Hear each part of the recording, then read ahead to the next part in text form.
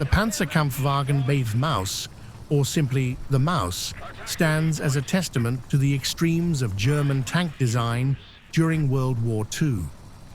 The heaviest fully enclosed armored fighting vehicle ever built, it symbolized both the technological ambitions and the impracticalities faced by the German war machine in the final years of the conflict. Conceived as a super-heavy tank that would dominate the battlefield, the Maus project encountered numerous challenges that highlighted the limits of both engineering and strategic thinking. Genesis of the Maus, conceptualization and design. The initial concept for what would become the Maus originated in the early 1940s, during the height of Germany's ambitions for armored warfare. By 1942, Adolf Hitler and his military staff were increasingly obsessed with creating super-heavy tanks that could decisively turn the tide on the Eastern Front. Dr. Ferdinand Porsche, a renowned automotive engineer and one of Hitler's favorite designers, was commissioned to develop a tank that would dwarf all others, both in size and firepower. Codenamed the Mammoth, and later the Maus, the project was intended to create an unstoppable behemoth. The original specifications demanded a tank that weighed up to 100 tons, but these requirements soon escalated. Porsche, always willing to push the envelope, aimed for a massive 180-ton vehicle. This weight ballooned further during development to a final figure of 188 tons, primarily due to the inclusion of thicker armor and heavier armament than initially planned. The Maus was intended to serve multiple roles on the battlefield: as a breakthrough tank capable of engaging any Allied armor, as a fortress vehicle for defensive positions, and even as a mobile artillery platform with its proposed secondary armament. Technical specifications and features. The Maus was an engineering marvel in its own right. The tank's primary armament was the powerful 12.8 centimeter KWK 44L/55 gun, a high-velocity cannon capable of destroying any known tank from ranges exceeding 3,500 meters. This main gun was paired with a 7.5 centimeter KWK 44L/36.5 coaxial secondary gun, intended to deal with lighter targets without wasting the larger gun's ammunition. This unique dual-gun arrangement made the Maus arguably the most heavily armed tank of the era. The tank's protection was equally formidable, with up to 220 millimeters, 8.7 inches of frontal armor and 200 millimeters, 7.9 inches on the sides. It was virtually impervious to Allied anti-tank weapons. Even the largest Soviet and American guns would have struggled to penetrate its steel skin at typical combat ranges. However, this massive armor plating contributed significantly to the Maus's unwieldy weight, making it incredibly slow and difficult to maneuver. The Maus was powered by a modified Daimler-Benz MB 509 engine, which delivered 1,200 horsepower.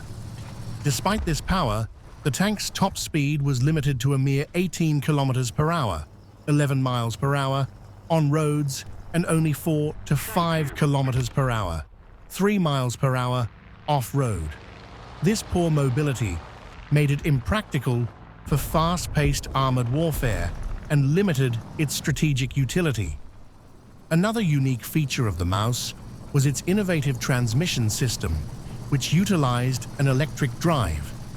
The internal combustion engine powered a generator that supplied electricity to the drive motors in each track. This system was designed to reduce mechanical complexity and allow for precise control of the massive vehicle, but it introduced significant reliability issues, especially under the harsh conditions of wartime manufacturing. Prototyping and production challenges. The first Maus prototype, designated V1, was completed in December 1943. This version was unarmed and served primarily to test the vehicle's mobility and transmission.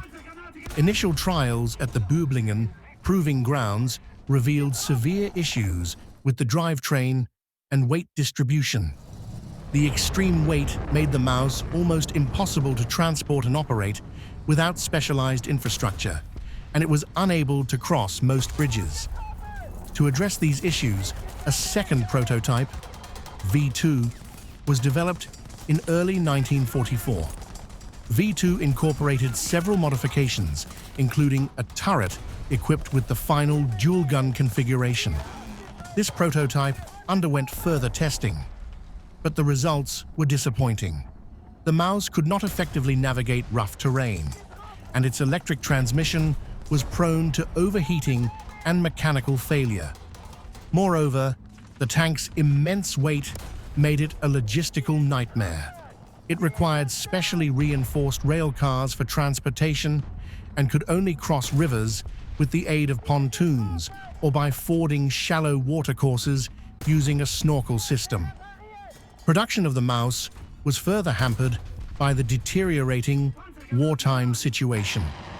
By 1944, the Allies were advancing on all fronts, and Germany's industrial capacity was severely strained. Resources were scarce, and critical components for the Maus, such as armor plate and transmission systems, were often delayed or unavailable. Only 2 prototypes were ever completed, with a third, partially finished hull left in the factory when production was halted. Operational use and legacy. Despite Hitler's enthusiasm for the Maus, the tank never saw combat. As the war situation worsened for Germany, priorities shifted from developing super-heavy tanks to producing more practical vehicles like the Panther and Tiger II. The Maus prototypes were eventually moved to Kummersdorf and later to the proving grounds at Böblingen. In April 1945, as the Soviet forces closed in on Berlin, the 2 Maus prototypes were ordered to be destroyed to prevent their capture. The V1 prototype was detonated by its crew, while the V2 was only partially disabled. After the war, the Soviet Union recovered the V2 hull and turret, which they later combined into a single vehicle for testing and evaluation. The Maus remains one of the most iconic yet impractical tank designs of World War II. It represented the peak of German tank engineering ambition, but also its futility. The tank's excessive weight, limited mobility, and prohibitive production costs rendered it obsolete before it could ever contribute to the war effort. Nevertheless, it serves as a powerful symbol of the lengths to which Nazi Germany would go in its quest for battlefield supremacy, even as its resources dwindled and defeat loomed ever closer. Today, the surviving Maus can be seen at the Kubinka Tank Museum in Russia, where it stands as a reminder of the ambitious yet ultimately flawed philosophy that guided much of Germany's late-war weapons development. The Maus remains a case study in the limits of military engineering and a cautionary tale about the risks of prioritizing technology over practicality.